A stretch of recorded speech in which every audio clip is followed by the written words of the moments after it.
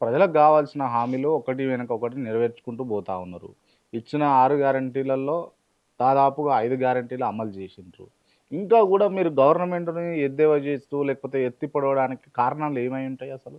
మనకు మనం హ్మ్. అన్నీ జరిగిపోయినాయని అనుకుంటే ప్రజలు అమాయకులు కాదు. చలో. ఇగ మీ నియోజకవర్గం గురించి మాట్లాడదాం మనం. భూపాలపల్లి నియోజకవర్గంలో మహిళలు బస్సులు ఎక్కి తిరుగుతున్నారా ఉచితంగా లేదా? తిరుగుతుర్రా లేదా? సమాధానం చెప్పండి. ప్రజలకు ఏది కావాలనో అది ఒక బస్సేసి హ్మ్. అన్నీ అయిపోయినాయి అనుకుంటే మనం ఒక బస్సే చెప్పినా వీళ్ళు హ్మ్. 2500 ఎందుకు ఇయ్యలే? హ్మ్. తులం బంగారం ఎక్కడ పోయింది? హ్మ్. ఎక్కడ పోయింది తులం బంగారం? ఇస్తారు. ఎప్పుడు ఇస్తారు? దశల నీ వారీగా ఇచ్చుకుంటా నీ పోతారు. పదవే 5 ఏళ్లలో 2 ఏళ్ళు దగ్గర పడ్డది. హ్మ్. ఇక మిగిలింది 3 ఏళ్ళే కదా. హ్మ్. వృద్ధులకు 2000 4000 పెన్షన్ ఏమైంది?